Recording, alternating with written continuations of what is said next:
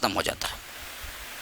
اب 13 سے واپس فلائٹیں شروع ہو جاتی ہیں ہمارے ہاں، لیکن اس زمانے میں آنے جانے کے 15 دن ملا لیجئے تو 5 دن کے لیے بھی کم از کم ان کے لیے تقریباً 2.25 مہینے یا 2 مہینے لگتے تھے جا کے آنے کے لیے.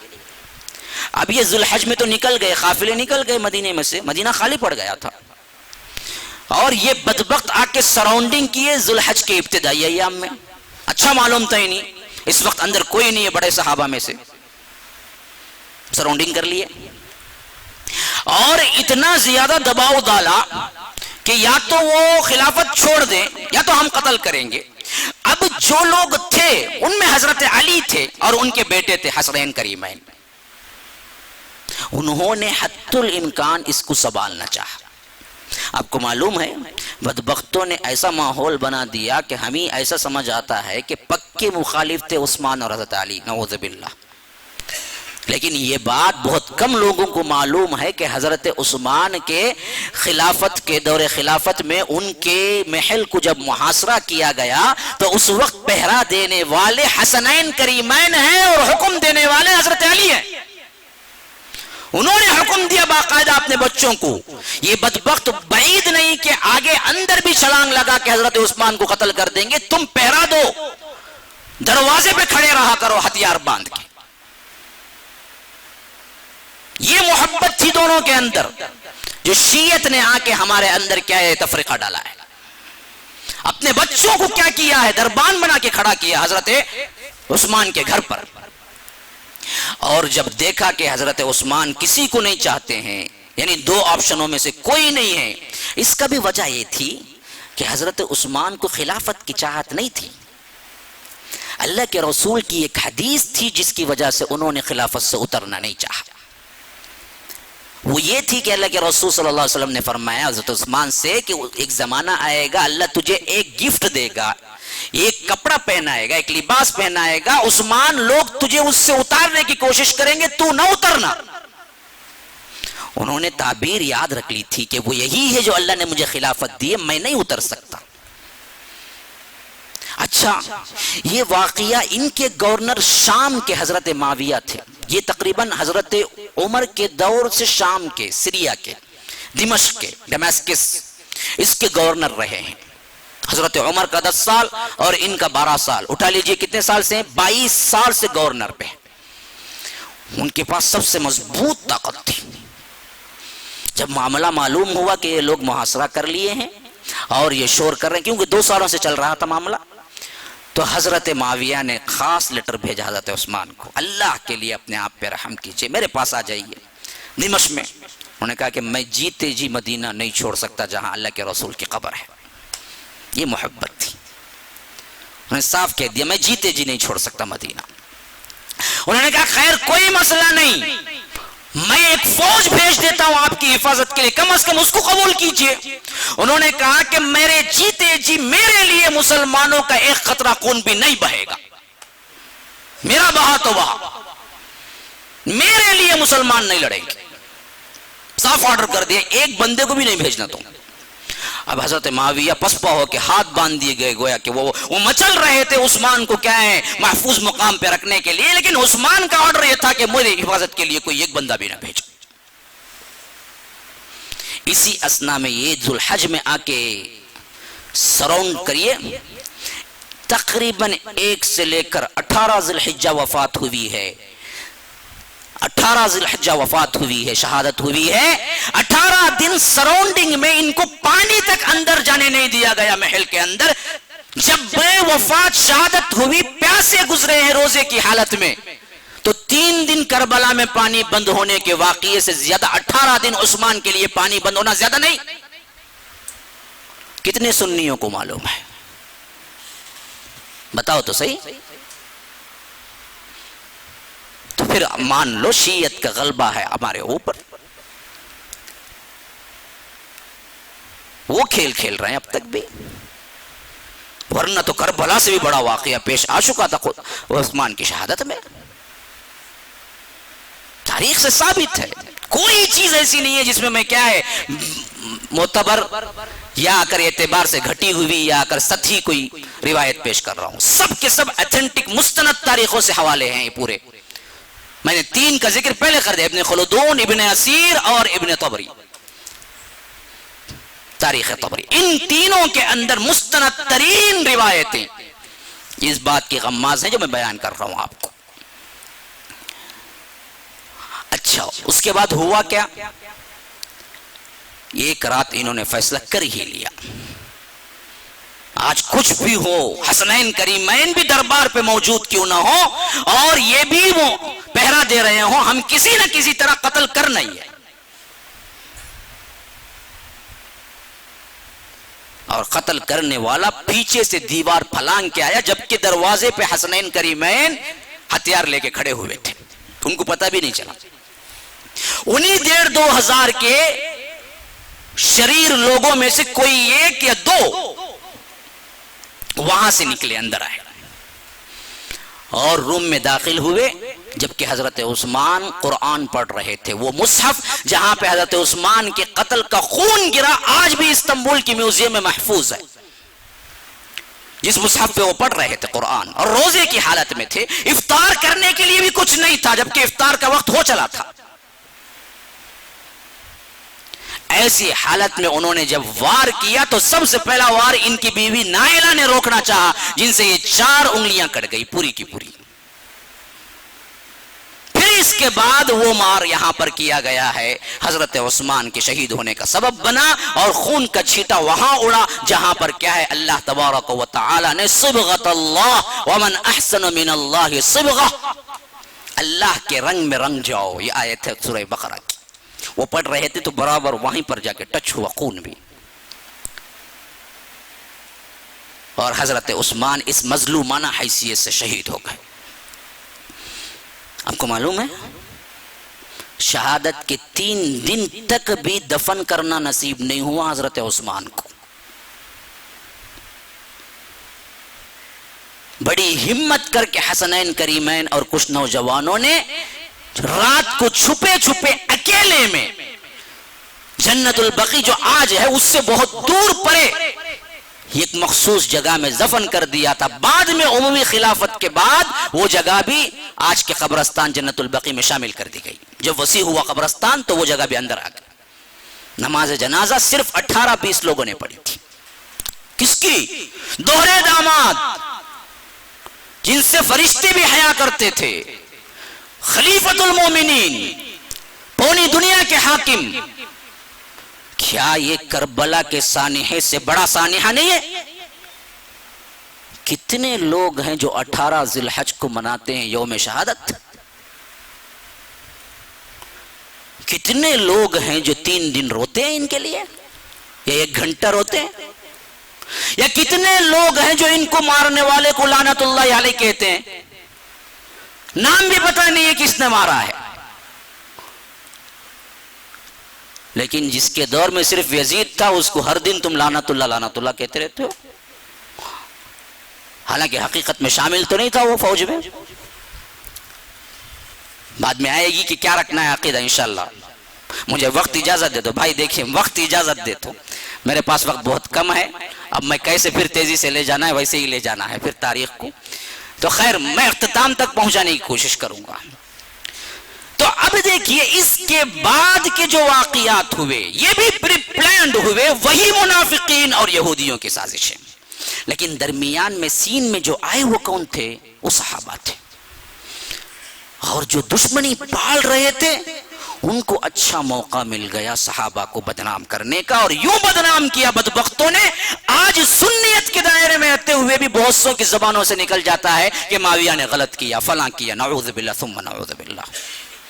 صحابی رسول پر کسی لفظ کو آپ ان کی احترام کے منافی استعمال کریں، اللہ کی قسم کھا کے کہتا ہوں، دوبارہ سہبارہ ختم کھا کے کہتا ہوں، تمہارا ایمان خطرے میں پڑ جاتا ہے. ان کو کوئی نقصان تو نہیں پہنچتا. لیکن آج اہل سنت اور اچھے اچھے علماء نے بھی شیعت سے متاثر ہو کے کبھی کبھار کیا کیا ہے، حضرت معاویہ کے اوپر غیر ضروری اعتراضات کیے ہیں اور حضرت معاویہ کا نام احترام کے منافی حیثیت سے لیا ہے. جبکہ اس میں دوست نہ حضرت علی کا ہے، نہ معاویہ کا ہے، نہ عائشہ کا ہے رضی اللہ عنہ.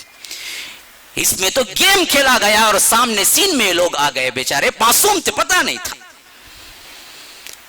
یہ اتنے پرخلوص تھے کہ اپنے ہی جیسا دوسروں کے بھی سمجھ رہے تھے، لیکن سامنے والا اتنا چالاک تھا کہ یہ اس کی چالاکی کو سمجھ ہی نہیں سکے.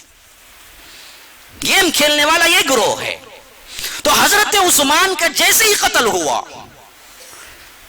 اور جیسے ہی ذرا سا ٹھنڈا ماحول پڑا تو اسی وقت حضرت حسن نے بھانپ لیا یہ بدبخت گروہ ہے جو حضرت علی کو بھی نہیں چھوڑے گا. اس وجہ سے ہمیں معلوم ہوتا ہے کہ اسی وقت چھوٹے ہوتے ہوئے بھی اپنے باپ کو انہوں نے مشورہ دیا کہ ابا جان میری بات مان لیجئے، اب فوراً مدینے سے نکل جائیں تاکہ ان بدبختوں کو آپ ہاتھ نہ لگے اور یہ آپ کو زبردستی خلیفہ بنا کے چھوڑیں گے.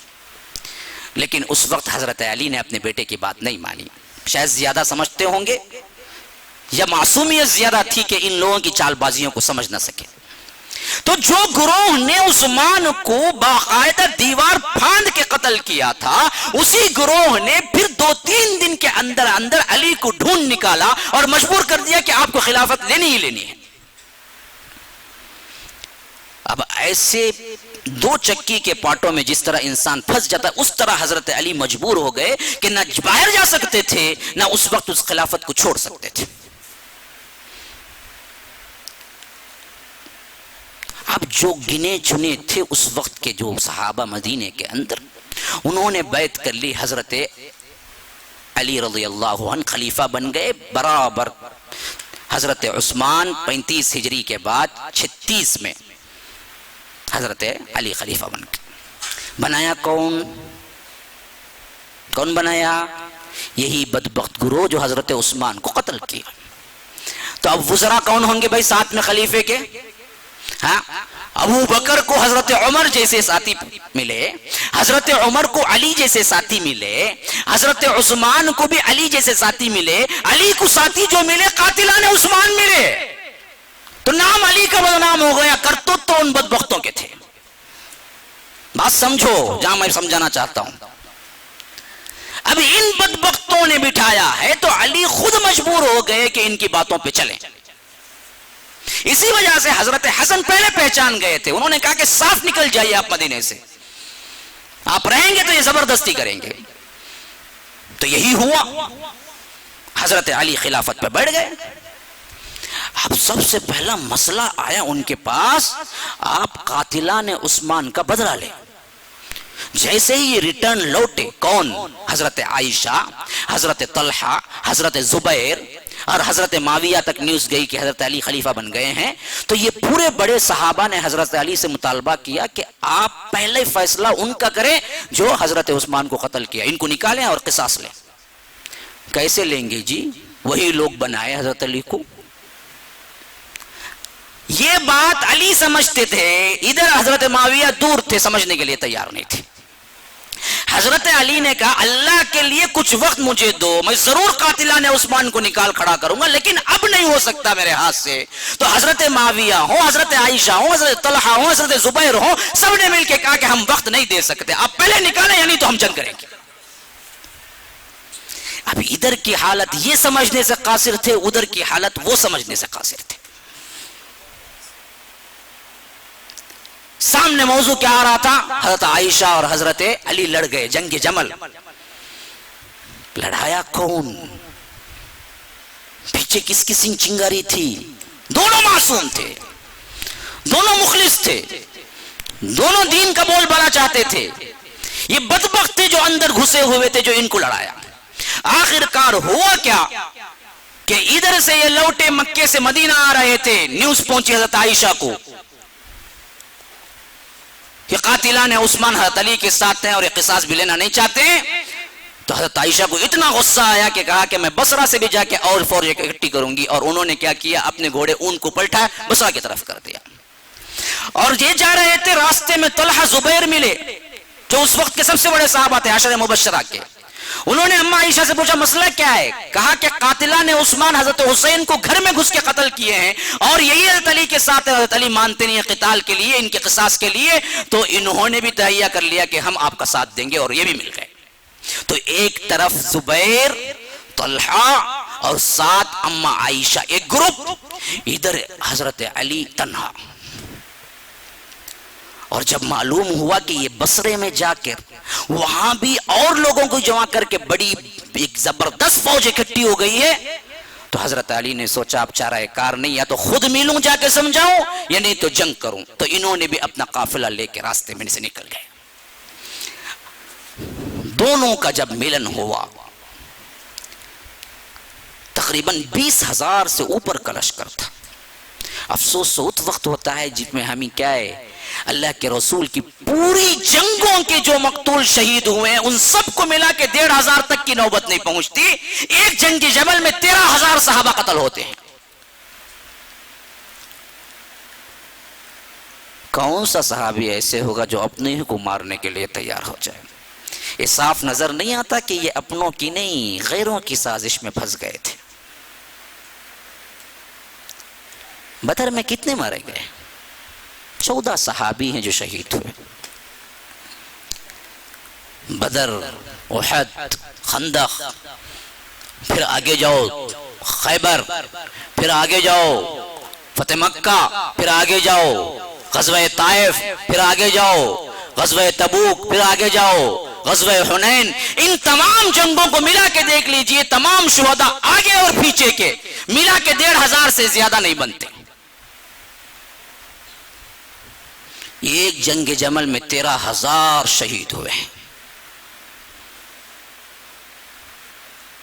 اما عائشہ، طلحہ، زبیر ایک گروپ، حضرت علی اور یہ قاتلان عثمان جو ساتھ تھے وہ ایک گروپ. حضرت علی اچھی طرح جانتے تھے یہ بدبخت ہیں جو میرے ساتھ ہیں، لیکن ایسے کنڈیشن میں تھے کہ ان کو الگ نہیں کر سکتے تھے. بعض حالات جب تک اوپر سے گزرتے نہیں سمجھ میں نہیں آئیں گے. ایسے ہی حالات میں تھے حضرت علی بھی. انسان کبھی کبھار ایسے پھنستا ہے کہ باوجود دشمن کو جاننے کے بھی دشمنی نہیں کر سکتا. وہی حالت تھی. حضرت علی اچھی طرح جانتے تھے یہ بدبخت ہیں، لیکن جب کبھی بھی یہ فیصلہ لینے کے لیے اپنے لشکر میں آواز لگاتے کہ قاتلان عثمان کون کون ہے، اٹھ کھاؤ میں ان کو سزا دلواؤں، پورا لشکر اٹھ کھڑا ہوتا کہتا کہ ہم سب قاتلان عثمان ہیں، مارو ہم سب کو دیکھتے ہیں. تو کہاں سے قصاص کا بدلہ لیں گے؟ ادھر طرف اگر تھوڑی سی مہلت مل جاتی حضرت علی کو، اگر ان کی خلافت مضبوط ہو جاتی تو ضرور لے لیتے. لیکن معاویہ اتنی دور تھے رضی اللہ عنہ، شام میں اس کیفیت کو سمجھ نہیں سکتے تھے. اور دوسری بات یہ تھی کہ حضرت عثمان کا ان کا خاندانی رشتہ تھا، یہ بھی بنو عبد شمس کے تھے، وہی بنو عبد شمس کے تھے. ان کو زیادہ جوش تھا اپنی قرابت داری کی حیثیت سے کہ میں کیسے برداشت کر سکتا ہوں. اس وجہ سے انہوں نے کہا کہ میں خلیفہ نہیں مانوں گا جب تک کہ آپ قاتلان عثمان سے بدلہ نہیں لیتے. ادھر اما عائشہ، طلحہ، زبیر تھے. غرض ایک موقع ایسے بھی آیا کہ سب جمع ہو گئے. اب پھر دیکھیے یہ غیروں کی سازش میں آ گئے، اپنوں کا کوئی دوست نہیں، سب صالح تھے، نیک تھے، اچھے تھے، کسی صحابی پر کوئی نکیر نہیں. ہوا یہ تھا کہ ایک رات ایسا ہوا کہ آمنے سامنے لشکر ہو گیا. گروپ میں طلحہ، زبیر، اما عائشہ، ادھر طرف حضرت علی. حضرت علی نے حضرت ابن عباس جو ان کے ساتھ تھے ان کو کہلا بھیجا کہ جاؤ صلح کرو، بات تو کرو، خامخواہ ہم جھگڑ رہے ہیں، مجھے مہلت دے دو بس. تو بیٹھ کے بات چیت ہونے لگی، یہاں تک کہ طلحہ زبیر بھی آ گئے، حضرت علی بھی بیٹھ گئے. سب تبادلہ خیال کرنے لگے ہمارے ساتھ ہوا کیا. بہت جلد پہچان گئے لوگ، ہمیں رکھ کے گیم کھیلا گیا ہے. تو اسی وجہ سے حضرت علی نے کہا کہ مجھے تھوڑی سی مہلت دے دو، میں قاتلان عثمان کو ایک ایک کو چن لوں گا اور آپ کے حوالے کروں گا، اور برابر کا اتنا ہی دکھ مجھے بھی ہے جتنا دکھ آپ کو ہے قتل عثمان کا. میں کوئی بے غیرت نہیں ہوں، مجھے بھی دکھ ہے، لیکن آج میں کیا ہے مہلت ہونی چاہیے. تو حضرت طلحہ، حضرت زبیر، اما عائشہ مان گئی اور کہہ دیا کہ چلو آپ کو مہلت ہے، آپ پہلا کام یہ کریں. تو معاملہ ٹل گیا. لیکن جو اصل قاتلان عثمان کا گروہ تھا وہ بھی ان کے اندر ہی تھا، انہی کو سپورٹ کر رہا تھا، حضرت علی کے ساتھ تھا. اس نے دیکھا کہ اگر حضرت طلحہ، زبیر، اما عائشہ اور حضرت علی مل جائیں ان کی موت یقینی تھی. کیونکہ کرے تو اتنا رات پلان بنایا. حضرت علی کو پتہ بھی نہیں تھا، رات کو وہ اپنے خیمے میں جا کے سوئے، دن بھر بات کر کے صلح ہو گئی، اور یہ لوگ اپنے خیمے میں جا کے سوئے، لیکن یہ بدبخت لوگ رات حضرت عائشہ اور حضرت طلحہ زبیر کے خیموں پہ حملہ کر دیا اور نعرہ لگا دیا، علی نے حکم دے دیا، جنگ بھڑک اٹھی۔ ابھی ادھر یہ سمجھ رہے تھے کہ حضرت علی نے وعدہ خلافی کر دی، اور حضرت علی یہ سمجھ رہے تھے طلحہ زبیر نے وعدہ خلافی کر دی۔ معاملہ کیا ہو رہا تھا؟ جنگ۔ اب اس جنگ میں جو لوگ شہید ہوئے ہیں، حتیٰ کہ اسی وجہ سے اس کا نام جنگ جمل پڑ گیا کہ اس وقت حضرت عائشہ ایک اونٹ پہ سوار تھی، جمل کہتے ہیں اونٹ کو۔ حضرت عائشہ کی حرمت و تقدیس کے لیے اس اونٹ کے قریب تقریباً 100 کی لاشیں گر گئی۔ ہر کوئی وہاں تک آتا تھا، پھر اس کے بعد ہاتھ اٹھانے سے کتراتا تھا۔ اما عائشہ ہے اندر، یہاں تک کہ حضرت علی نے سوچا کہ اگر اس اونٹ کو کھڑا رہنے دیا جائے تو قتل پہ قتل ہوتے رہیں گے، جنگ رکنے کا نام نہیں لے گی۔ یہاں تک کہ انہوں نے اونٹ کے پاؤں پہ کیا ہے تیر مارا اور وہ اونٹ کو گرایا، تو تب جا کے ہوش آیا لوگوں کو کیا جذبات میں کر رہے تھے۔ پھر اس کے بعد حضرت علی نے کہا کہ کوئی مقتولین اور قیدیوں کا سوال ہی نہیں پیدا ہوتا، جس طرح اپنے لشکر کے لوگوں کو تم پورے احترام سے دفن کرو گے، اسی طرح اما عائشہ کے لشکر کے لوگوں کو بھی دفن کرنی ہے تمہیں، اور کوئی قیدی نہیں بنایا جائے گا۔ بعض لوگوں نے کہا آپ نے جنگ کی، قیدی نہیں بناتے۔ حضرت علی کو اتنا غصہ آیا، کہا کہ بدبخت تو کون ہے جو اما عائشہ کو غلام بنانے کی سوچ سکتا ہے کسی میں ہمت ہے؟ پھر اس کے بعد آئے، اما عائشہ سے معافیاں مانگی، اور خود اما عائشہ کو بھی یاد ہو گیا کہ یہ مسئلہ مجھے نہیں آنا چاہیے تھا۔ اسی وجہ سے بعد میں کہا کرتی تھی کاش کہ میں جنگ جمل سے 20 سال پہلے مر گئی ہوتی۔ بڑا افسوس تھا پوری زندگی اس کے بعد اما عائشہ کہ میری جذبات تھی۔ تو اسی وجہ سے پورے ادب و احترام کے ساتھ اسی اونٹ پہ ان کو دھکا بھی نہیں لگا۔ یہ بدبخت لوگ لڑاتے ہیں، آج کہتے ہیں اما عائشہ نے کیا ہے علی کے خلاف تلوار اٹھائی، نعوذ باللہ۔ شیعوں نے حضرت علی کو محبت میں اما عائشہ کو کیا نہیں کر دیا، گالیاں تک دی ہیں، زنا کی تہمت میں یہ لوگ شریک رہے ہیں، اور ان کی کتابوں میں صاف اب بھی لکھا ہوا ہے۔ حالانکہ حضرت علی کا سلوک تو اتنا معتبر تھا، اتنا مقدس تھا کہ معافیاں مانگ کے جو چاہا وہ سب کچھ ارینج کر کے پھر مکہ واپس بھیجا ہے، اما عائشہ کو مدینہ واپس بھیجا ہے۔ اور اس کے بعد جب خود بھی معلوم ہوا اما عائشہ کو، وہ خود بھی کہا کرتے تھے کہ کاش کہ میں نہ لڑی ہوتی، کاش کہ میں جنگ جمل سے پہلے ہی مر گئی ہوتی۔ یہ دوسرا بڑا واقعہ تھا جو مسلمانوں میں کیا ہے ان لوگوں نے گیم کھیلا۔ اب تیسرا دیکھیے، ادھر حضرت معاویہ کا دباؤ بڑھ رہا تھا، وہ اکیلے ایک پوری فوج کے برابر تھے۔ کیوں؟ وہ 22 سال سے گورنر تھے شام کے، ان کے پاس بہت بڑی فوج تھی، اور ان کے پاس فوج ہی نہیں تھی، اطاعت گزار لوگ تھے، جو بولتے تھے کرتے تھے۔ اس کا بالکل الٹ حضرت علی کا معاملہ تھا، بدبخت ترین لوگ تھے، شرپسند لوگ تھے، جو بولتے تھے اس کی مخالفت کرتے تھے۔ یہاں حضرت معاویہ جو حکم دیتے کرنے والے موجود تھے، یہاں حضرت علی کے ساتھیوں میں ہمیشہ حضرت علی پہ نکیر کرتے تھے لوگ۔ اسی وجہ سے آخری خطبات آپ حضرت علی کے اٹھا کے دیکھ لیں، ایسے انسان کے خطبات لگتے ہیں جو اپنوں سے بالکل ہی مایوس ہو چکا ہو، ایک ایک خطبہ پڑھیں گے تو خون کے آنسو روئیں گے۔ اتنا ستایا تھا ان بدبختوں نے سپورٹ دینے کے نام پر۔ نام کیا تھا؟ علی کو سپورٹ دے رہے ہیں، لیکن اتنا ستایا حضرت علی کو کہ حضرت علی ہر خطبے میں انہیں بددعائیں دیتے تھے، تم وہ بدبخت لوگ ہو، تم سے بڑا دھوکے باز کوئی نہیں ہوگا جو مجھے دھوکے میں لائے گا۔ تو حضرت معاویہ سے پھر جنگ ٹھن گئی، اسی معاملے پہ جس معاملے پہ یہاں ہوا، اور یہاں بھی وہی گیم کھیلا گیا۔ آخر کار یہاں بھی یہی سٹنگ ہوئی کہ بات بنتی نظر آ گئی، حضرت معاویہ بھی اپنے فوجیں پیچھے ہٹا لی اور صلح کے لیے مان گئے۔ ایسے وقت میں پھر ان لوگوں نے جو حضرت علی کے ساتھ تھے انہوں نے کہا کہ نہیں آپ نے کفر کیا، لو یہی بدبخت کہتے صلح کر لو۔ جب صلح کے لیے تحکیم کسی کو حکم بنانا کہتے ہیں، جب انہوں نے تحکیم کے فیصلے کو راضی کر لیا تو ان بدبختوں میں سے ایک فرقہ نکلا جو خوارج کہہ رہا ہے، انہوں نے کہا کہ آپ نے انسان کو حکم بنا کے، ان الحکم الا للہ، قرآن کی اس آیت سے دلیل پکڑا، اللہ کہتا ہے حاکمیت صرف اللہ کی ہے، اور آپ نے حکم کسی انسان کو بنایا تو آپ کافر ہو گئے، پہلے توبہ کرو پھر ہم بعد میں مانیں گے۔ حضرت علی نے کہا بدبختو میں کس بات کی توبہ کروں؟ اب وہیں سے یہ گروہ الگ ہو گیا، خوارج کہلائے۔ اب انہی کے فرقے میں انہی کا جو مجمع تھا اس میں اور کمزوری ہو گئی، اور ادھر عین وقت پہ جب لڑائی ہوئی، ایسے وقت پہ جب کہ فتح قریب تھی حضرت علی کی، سب حضرت علی کے جتنے لوگ تھے وہ لوگ ایک ہی پاؤں پہ کھڑ گئے کہ نہیں آپ کو نہیں لڑنا ہے، ابھی ختم کرو جنگ بھی گئی، حضرت معاویہ کیا ہے ایک جیتنے کی پوزیشن پہ آ گئے۔ اب یہ ایک ایسا پرخطر ماحول تھا پوری اسلامی مملکت میں اس وقت، جس کا ہر ایک ڈسٹرکٹ دوسرے کے بارے میں سوچتا تھا کہ اللہ ہم بچ گئے، اللہ ہم بچ گئے، حالانکہ سب پریشان تھے۔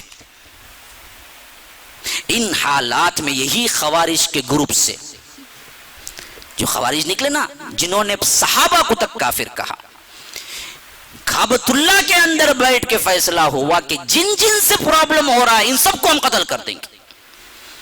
تو اس حیثیت سے ان کے پاس 3 شخصیتوں کے نام آئے، ایک حضرت علی، ایک حضرت امیر معاویہ، ایک عمرو بن عاص۔ ان بدبختوں نے کہا کہ یہ 3 رہیں گے تو امت میں فتنے رہیں گے، تینوں کو اڑا دیں، نعوذ باللہ ثم نعوذ باللہ۔ اور یہ فیصلہ کر کے ایک شخص شام گیا حضرت امیر معاویہ کو، اور ایک شخص مصر گیا حضرت عمرو بن عاص کے لیے، ایک شخص کوفہ گیا حضرت علی کے لیے، اور تینوں نے باتیں کر لی ایک ہی دن یہ کام ختم کر دینا ہے۔ فجر کی نماز کو جب یہ نکلیں گے سب تینوں بھی ایک ہی دن پہ حملہ کرنا ہے، بات کر کے نکل گئے آگے۔ اور جو ان کو قتل کرنے آیا تھا اس کا نام تھا ابن ملجم، عبداللہ ابن ملجم۔ یہ بدبخت ترین انسان ہے اس امت کا جس نے حضرت علی پہ وار کیا، اور تھا نمازی، روزے دار، تہجد گزار۔ ہاں، اسی وجہ سے عقیدہ صحیح بناؤ، عبادتیں کام نہیں دیتی۔ یہ بدبخت کا عقیدہ یہ تھا کہ حضرت علی کافر ہے، حالانکہ عبادت گزار تھا، تہجد گزار تھا۔ نام بھی دیکھیے عبداللہ نام تھا اس کا۔ یہ آیا کوفے میں اور ٹھکانے دیکھنے لگا کون سا موقع صحیح ہوگا، کب کرنا ہے، کس طرح کرنا ہے، حتیٰ کہ وہ فجر آ گئی جس میں طے کیا گیا تھا، اور حضرت علی نماز کے لیے نکلے، اور جب جیسے ہی کوفے کے مسجد میں پہنچے یہ اندر سے چھپا ہوا تھا جو وار کیا، اور یہ وار اتنا ہی گہرا لگا جس طرح حضرت عمر پہ لگا تھا، لیکن پھر بھی حضرت علی زندہ رہے۔ اس وقت بھی جو وصیت انہوں نے کی تھی یہ آنکھیں کھولنے کے لیے کافی ہیں، کہ کہا کہ لوگوں، خاص کر اپنے بیٹوں کو خطاب کر کے کہا کہ اگر میرا قاتل میں بچ جاؤں تو میں خود فیصلہ کر لوں گا، اگر میں اسی زخم کے خاطر شہید ہو جاؤں تو یاد رکھو میرے قتل کے بدلے صرف ایک قتل کرنا، میرا نام لے کے لوگوں کو قتل نہ کرنا۔ اپنے دشمنوں کے لیے کتنا سوچ رہے ہیں دیکھیے، اور کیسے کنڈیشن میں سوچ رہے ہیں دیکھیے۔ وہ سمجھ گئے تھے خلیفۃ المسلمین اور میری محبت کے خاطر یہ بدبخت لوگ جو حضرت عثمان کو قتل کر کے میرے ساتھ رہے اب میرا نام لے کے خون بہائیں گے مسلمانوں کا، تو وہ صاف کہہ دیے وصیت میں اگر میں اس زخم سے مر جاؤں، شہید بھی ہو جاؤں، صرف ابن ملجم کو قتل کرنا ہے، تمہیں کسی اور کو نہیں، صرف اس نے مارا ہے۔ یہ ہوا تھا 40 ہجری میں، برابر اللہ کے رسول کی وفات کے 30 سال بعد، 40 ہجری میں، اور وہ بات بالکل سیٹ ہو کے پوری ہو گئی جو اللہ کے رسول نے فرمایا میرے بعد 30 سال خلافت چلے گی۔ 30 سال برابر ہو گیا، 36 میں حضرت علی بیٹھے اور 40 میں 4 سال ان کی خلافت رہی۔ اب یہ جیسے ہی شہادت پائی، ابن ملجم کو تو قتل کر دیا گیا، لیکن یہ گھاؤ تھا بڑا گہرا۔ اب مسلمانوں کے اندر جو افراتفری مچی، بڑے صحابہ میں سے کوئی نہیں بچا۔ کیوں؟ جنگ جبل میں ایک بہت بڑی، یوں سمجھ لیجئے کہ ہماری بد نصیبی تھی کہ اماں عائشہ تو پوری عزت و احترام سے چلی گئی، لیکن طلحہ زبیر جنگ جبل میں شہید ہو گئے، وہ سرمایہ تھے امت کے، وہ بھی شہید ہو گئے اسی میں۔ اب حضرت علی تھے، وہ بھی شہادت پائی. تقریباً یوں سمجھیے کہ عشرۃ المبشرہ میں سے کوئی نہیں باقی رہا. اب یوں حالات تھے اس وقت. اگر پوری دنیا پہ نظر ڈالی جائے، اسلامی دنیا پر، ایک بارعب شخصیت، ایک بہترین منتظم شخصیت، بلکہ یوں کہنا چاہیے ایک سیاست دان اگر کوئی نظر آتا ہے تو ہمیں ایک ہی نظر آتا ہے، وہ حضرت معاویہ تھے. اسی وجہ سے ہم دیکھتے ہیں کہ جیسے ہی حضرت علی شہادت ہوئی تو سب لوگوں نے مل کے حضرت حسن کو خلیفہ بنا دیا جو ان کے گروپ کے تھے. حضرت حسن نے جیسے ہی خلیفہ بنا، سب سے پہلا کام یہی بھیجا کہ جنگ بندی روک دو، ہم صلح کرنے کے لیے تیار ہیں. حضرت معاویہ یہ سنے تو پہلے یہ آج کے زبان میں کہہ لیجئے بلینک چیک، انہوں نے ایک بالکل ہی سفید کاغذ کچھ بھی نہ لکھ کے بھیجا. کہا کہ حسن تم جو چاہتے ہو وہ شرائط تم فل کر لو، میں دستخط کرنے کے لیے تیار ہوں. اب اس سے زیادہ مسلمانوں کا خون نہیں بہنا چاہیے. دونوں صلح پسند تھے. اس کو بھی ان لوگوں نے کیا بنا دیا؟ حضرت حسن نے دنیا لے کے کیا ہے اپنی خلافت چھوڑ دی. بات سنیوں بھی لکھ گئے ہیں، نعوذ باللہ. حضرت حسن کو دنیا کی کیا پرواہ تھی؟ وہ تو نانا تھے، نانا ان کے نانا، دنیا جہاں جن کے قدموں پہ آئی تھی. وہ کیوں ضرورت تھی کہ خلافت بیچتی انہوں نے دنیا کی خاطر؟ ارے نہیں، صحیح بخاری کی اس روایت کے خاطر جس میں اللہ کے رسول صلی اللہ علیہ وسلم نے فرمایا تھا حضرت حسن کو چھوٹے پن میں دیکھ کر کہ یہ میرا بیٹا سید ہے جو دو مسلمانوں کے بڑے گروہوں کے درمیان صلح کر دے گا. تو وہی موقع جب آیا حضرت حسن کو انہوں نے کہا کہ امیر معاویہ سے کہ سب ختم کرو، اگر خلافت میرا حق تھا تو میں نے آپ کو پورا دے دیا، اگر میرا حق ہی نہیں تھا یہ آپ کا ہی تھا تو آپ لے لیجیے، معاملہ ختم.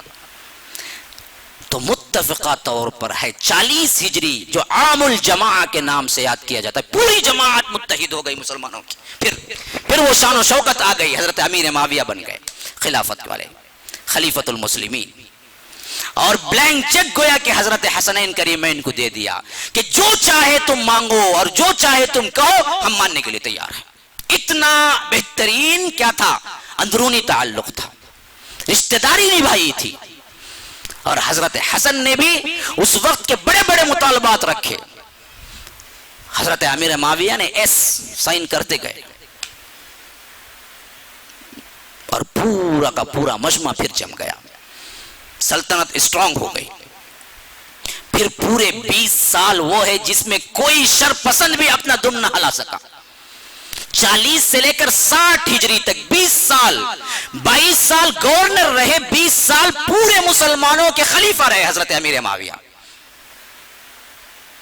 اور ایسی حکومت کی کہ ان کی دریا دلی، ان کا رعب، ان کا دبدبہ، ان کا حلم، ان کی بردباری اپنی مثال آپ ہے پوری دنیا کے اندر.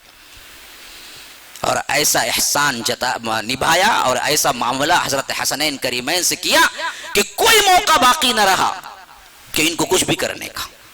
حتیٰ کہ 50 ہجری میں حضرت حسن بھی ایک روایت کے مطابق زہر دینے کی وجہ سے انتقال ہوا، شہادت پائی. یہ بھی انہی کا کرتوت تھا. یہ بھی بعض لوگوں نے حضرت معاویہ کے نام پہ ڈال دیا ہے. کیا ضرورت تھی؟ اگر ویسے ہی زہر دینا تھا تو 40 ہجری میں دے دیتے، 10 سال تک انتظار کر کے کیوں دیتے؟ شیعوں نے یہ بھی ان کے سر ڈالا ہے. شیعوں نے ہی کیا، اس وجہ سے کیا کہ وہ سمجھتے تھے حضرت حسن کے صلح کرنے ہی سے مسلمان آج اچھی زندگی گزار رہے ہیں، ان کو کیوں گزارنا ہے؟ نہیں گزارنا ہے. حسن اگر صلح نہ کرتے وہ لڑائی جھگڑا اب بھی چلتا ہی رہتا، یہ خوش ہوتے. انہوں نے صلح کی تو مسلمان جم گئے، مضبوط ہو گئے، ان کو نہیں چھوڑنا. اور واقعتاً نہ چھوڑا، بدبختوں نے کھانے میں زہر ملایا اور انہی کی بیوی کے ہاتھوں سے دیا. کیونکہ ایران سے آئی ہوئی شہزادیاں تھی جن سے نکاح کیا تھا حضرت حسن نے ایک سے، جو تھی مجوسی. وہ بھی کیسے لنک بتا رہا ہوں دیکھیے. ابو لولو فیروز مجوسی ایرانی جو حضرت عمر کو قتل کیا. عثمان یہاں بھی وہی یہودیت ایرانیت. اور حضرت علی یہ بھی خوارج، وہی مسئلہ. اور پھر آگے چل کے حضرت حسن بھی شہید، وہی ایرانی شہزادی جو آئی تھی نکاح میں ان کے تھی، انہیں زہر دیا۔ اب اس کے بعد کا دیکھیے حضرت حسین بچے تھے، جیسے یہ ہوا حضرت حسین کے پاس دھڑاڑ فوج کے فوج جماعت کی جماعت بن کے آگے زور ڈالنے لگے کہ تم وعدہ خلافی کرو، تم بیعت توڑو، حضرت معاویہ سے ہم جنگ کریں گے۔ حضرت حسین نے کہا ہرگز نہیں، یہ نہیں ہو سکتا میرے ہاتھ سے، یہ نہیں ہو سکتا۔ تانے دیے، حضرت حسن کو مسلمانوں کو ذلیل کرنے والا کہہ کے خطاب سے پکارنے لگے، آپ کے بھائی نے ہمیں ذلیل کر دیا۔ تبھی بھی حضرت حسین نے نہیں بدلا اپنا خیال، برابر حضرت معاویہ خلافت کرتے رہے، اور اس وقت بھی حضرت حسین وغیرہ مہینے میں سال میں ایک بار دمشق جایا کرتے تھے، معاویہ سے ملا کرتے تھے، پورے اچھے تعلقات تھے، کوئی مسئلہ نہیں تھا پھر امت پہ۔ حتیٰ کہ 50/6 ہجری جب آئی، جب حضرت معاویہ بھی بڑھاپے کی وجہ سے کمزور ہو گئے تھے، ان کی عمر بھی تقریباً 82 سال تھی جب وہ وفات پائے، بہت بوڑھے ہو چکے تھے، تو سوچ لیا تھا کہ کیا ہے، امت کا جو کچھ بھی حال خلیفہ نہ ہونے کی وجہ سے دیکھا تھا وہ بھی سامنے تھا، اس وجہ سے بڑے ہی درد مندانہ سوچنے لگے تھے کہ میرے بعد کون ہو۔ تو 50/6 ہجری میں انہوں نے اپنے ہی وزراء میں سے سب سے ذہین تر 2 ذہین تر افراد وہ ہیں جو کہا جاتا ہے کہ پورے عرب میں نہیں تھے، ایک ہے عمرو بن عاص، ایک ہے مغیرہ بن شعبہ۔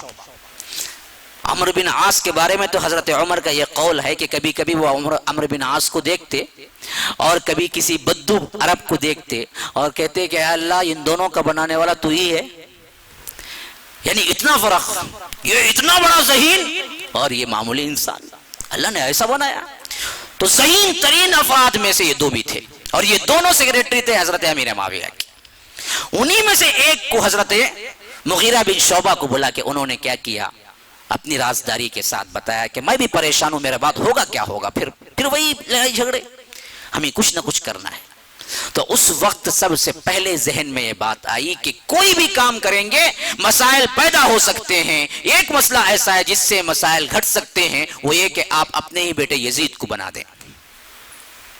حضرت معاویہ کو اتنا اعتبار نہیں تھا کہ لوگ بھی مان لیں گے، اسی وجہ سے انہوں نے پوچھا کہ کیا لوگ بھی مان لیں گے؟ حضرت مغیرہ بن شعبہ نے کہا کہ ہم ضرور اس معاملے میں کیا ہے بات کریں گے لوگوں سے، امت کے بچاؤ۔ یہ بھی دراصل ایک فتنے کے طور پر ہمارے نام پہ ڈال دیا گیا ہے، سب سے پہلے مغیرہ بن شعبہ پہ بڑا لعن طعن کیا گیا ہے کہ انہوں نے ہی سب سے پہلے یزید کو بنانے کے لیے گواہی دی تھی، اور یہ مفاد پرست دنیا لینا چاہتے ہیں معاویہ سے، نعوذ باللہ ثم نعوذ باللہ۔ یاد رکھیں مغیرہ بن شعبہ وہ صحابی ہیں جنہوں نے اللہ کے رسول کی ایسی حفاظت کی تھی کہ اللہ کے رسول صلی اللہ علیہ وسلم نے گارنٹی دی تھی، اور اپنے ہی چچا کے خلاف کی تھی۔ اس وقت جب حدیبیہ کے موقع پر معاملہ یہ ہوا تھا کہ عروہ ابن مسعود ایک صحابی آگے چل کے ہوئے، لیکن جب حدیبیہ کا وقت ہوا تھا اس وقت صلح کی حیثیت سے یہ آئے تھے بات کرنے کے لیے، تو صلح کرتے ہوئے وہ بار بار اللہ کے رسول کے ہاتھ کو، اللہ کے رسول کی داڑھی مبارک کو ہاتھ لے جاتے اور کہتے عام لوگوں میں بات چیت ہوئی نا اس طرح، مان بھی لو مان بھی لو۔ پاس کھڑے ہوئے تلوار رکھے ہوئے مغیرہ بن شعبہ تھے، وہ دیکھ رہے تھے۔ جب تیسری مرتبہ انہوں نے 2 مرتبہ ہاتھ اٹھایا تو انہوں نے ہاتھ اپنے ہاتھ سے نیچا کر کے چھوڑا۔ یہ ان کے اصل چچا بھی تھے، ان کو اب تک پالے بھی تھے، لیکن تھے کو کفر میں، یہ مسلمان ہو چکے تھے، بس اتنا فرق تھا۔ تو 2 مرتبہ یہ ہاتھ نیچے کیا، تیسری مرتبہ اٹھایا تو انہوں نے تلوار میان سے نکالی اور کہا کہ بدبخت دیکھ، تیسری مرتبہ اگر میں دیکھوں کہ تو داڑھی مبارک پہ ہاتھ رکھے گا تو پھر تیرا ہاتھ نہیں ہوگا، اپنے ہی چچا کو۔ اور اس وقت وہ آ کر اپنے چہرے پہ ڈھاٹا باندھے ہوئے تھے، چچا پہچان نہ سکا، کہا کہ آواز تو لگتی ہے کہ کوئی میں پہچانا جاؤں یا کر شناسا کی لگتی ہے، تم ہو کون؟ انہوں نے اپنا کپڑا اٹھایا اور کہا کہ میں مغیرہ ہوں، مغیرہ۔ کہا کہ میرے ہی کھانے پہ پل کے مجھے ہی تلوار دکھاتا ہے؟ کہا کہ میں تیرے ہی کھانے پہ پلا تھا لیکن رسول کی بے عزتی برداشت نہیں کر سکتا میں۔ یہ تھے مغیرہ بن شعبہ۔ ان سے یہ رکھنا توقع کہ حضرت معاویہ کو پیسے کے عوض انہوں نے یزید کو بنانے کا مشورہ دیں گے، نعوذ باللہ۔ پوری خالص نیت کے ساتھ ان کا یہ مسئلہ تھا کہ اس طرح کیا ہے پھر دوبارہ وہ جنگ نہیں ہوگی، وہ پرابلمز نہیں ہوں گے جو پہلے ہو چکے ہیں۔ تو غرض کی 4 سالوں میں یہ بات لوگوں تک پہنچائی گئی کہ حضرت معاویہ کے بعد یزید بن گئے تو کوئی مسئلہ ہے. تو ان میں پوری مملکت اسلامیہ میں صرف 4 لوگ تھے جو شدت سے مخالفت کیے. اس میں 3 عبادلہ ہیں، یعنی عبداللہ نام والے 3 ہیں. حضرت عبداللہ ابن عمر، حضرت عبداللہ ابن عباس، حضرت عبداللہ ابن زبیر. یہ تینوں بڑے بڑے صحابہ کے 3 بیٹے ہیں. حضرت عمر کے بیٹے عبداللہ ابن عباس، حضرت زبیر بن عوام حواری رسول کے بیٹے حضرت عبداللہ ابن زبیر، اور اسی طرح کیا ہے حضرت عباس کے بیٹے عبداللہ ابن عباس. یہ تینوں نے شدت سے انکار کیا. 3 عبادلہ ہو گئے. 4ویں حضرت حسین تھے جنہوں نے انکار کیا کہ یزید نہیں ہو سکتا، ابھی لائق نہیں ہے وہ. لیکن یہ بات بالکل ہی غلط ہے کہ یہ یزید شرابی کبابی تھا، فلاں تھا، اس کے اخلاق بگڑ. یہ سب کے سب جھوٹی روایات ہیں. کوئی روایت پائے ثبوت کو نہیں پہنچی ہے. یہاں ایک روایت میں ملتی ہے ایک بات، صرف یہ کہ جب مشورہ ہوا تو بعض لوگوں نے یہ کہا کہ وہ تو شکار پہ گیا ہوا ہے، ایسے جو اپنے آپ میں شکار میں مشغول ہوتا ہے کیا امت کو سنبھال پائے گا؟ بس اتنی بات آئی ہے. اور اس زمانے میں شکار کھیلنا ایسے ہی جیسا آج کوئی بندہ کرکٹ کھیلتا ہے. اب کوئی ہر کرکٹ کھیلنے والے کو آپ خراب کہہ دیں گے؟ کتنے اچھے لوگ ہیں جو کرکٹ کھیلتے ہیں، اچھے بھی ہیں. اس زمانے میں کرکٹ جس طرح ہمارا ایک کھیل ہے، اسی طرح شکار اس زمانے میں ایک کھیل تھا، اور وہ نوجوان تھا تو کھیلنے گیا ہوا. بقیہ شرابی کبابی فاسق مجرم کافر یہ جتنے بھی ہیں اس کا کوئی پروف نہیں ہے. ہاں یہ اور بات ہے کہ بعضوں نے چڑھا کے رحمت اللہ علیہ فلاں رضی اللہ عنہ تک پہنچا دیا، بعضوں نے گرا کے کافر بنا دیا. دونوں باتیں نہیں ہیں. جیسے تم بعد میں آنے والے خلفاء کا مروان ہو، عبد الملک بن مروان ہو، اسی طرح دوسرے ہوں، ان کو کہتے ہوئے رحمت اللہ علیہ نہیں کہتے ہو، جبکہ بعد کے وہی امیہ کے خلفاء ہیں. اسی طرح امیہ کے ایک خلیفے یزید بھی تھے. بس اب کوئی گروہ اس پہ مصر ہو جانا کہ تم رحمت اللہ علیہ کرتے نہیں تو تمہیں برابر نہیں، تمہارا عقیدہ یہ بھی بالکل کیا ہے، حد سے تجاوز ہے. اور کوئی یہ کہہ دینا کہ جو میں یزید بولے تو فاسق بولو جی، مجرم فاسق بولو جی، گنہگار بولو جی، نہیں تو تمہیں بیکار جی، یہ بھی بولنا غلط ہے. اچھا مسلمان تھا، نماز روزے کا پابند تھا، کوئی فسق و فجور نہیں تھا. ہاں لا ابالی نوجوان تھا جس کو خود ان لوگوں نے کہہ دیا تھا جن سے شکایت ہوئی تھی. امیر معاویہ نے جب یہ کہا کہ شکار پہ گیا، یہ کہاں سے؟ انہوں نے کہا کہ نصیحت کرو بلا کے، اور نصیحت کی گئی اور سدھر بھی گیا. تو اس معاملے اب دیکھیے، اس معاملے میں ہمارا دو رخاپن دیکھیے. حضرت اس کے بعد کا اینڈنگ میں بنو امیہ کے عمر بن عبدالعزیز خلیفہ بنے تھے. جب ان کے پاس یہی شیعوں کا گروہ جب آیا اور انہوں نے کہا آپ یزید پہ لعنت کرتے ہیں، انہوں نے مسکرا کے جواب دیا اچھا تم یہ بتاؤ کہ یزید سب سے بڑا کافر پکا ہے یا فرعون؟ اب انہوں نے کہا کہ فرعون جی، فرعون پہلے ہے بعد میں یزید ہے. تو انہوں نے پوچھا اچھا تم یہ بتاؤ کہ فرعون پہ کتنی مرتبہ تم لعنت کرتے ہو؟ تو وہ چپ ہو کے بیٹھ گئے. ہاں ہم تو نہیں کرتے لعنت. تو فرعون پہ نہیں کرتے، یزید پہ کرنے کے لیے مجھ سے سوال مانگ رہے ہو میں کرتا ہوں یا نہیں کرتا ہوں؟ وہ تو سب سے بڑا ہے، جاؤ اسے جا کے کرو پہلے. تو یہ پوری شیعت کا ایک ایسا معاملہ ہے جن پہ ہمارے اوپر کیا یہ طاری کر دیا کہ ہم بھی جب تک یزید پہ نام لیتے ہیں فاجر فاسق نہیں بولتے اطمینان نہیں ہوتا. اصل معاملہ ہے ہی نہیں ایسا. وہ عام مسلمان تھا، اچھا بندہ تھا. ہاں خلافت کا اہل نہیں تھا. یہ رائے تھی عبداللہ ابن عمر کی، عبداللہ ابن عباس کی، عبداللہ ابن زبیر کی، حسین رضی اللہ عنہ کی، سب کی رائے تھی کہ یہ خلافت کے لیے صحیح نہیں. ابھی تو ہم ہیں، یہ بات تھی. اور اسی اثنا میں حضرت امیر معاویہ کا انتقال ہو گیا 60. اب یہ 4 ہی افراد تھے جو نہیں مانے تھے پوری امت مسلمہ میں، تو خود بخود یزید خلافت پہ آ گیا.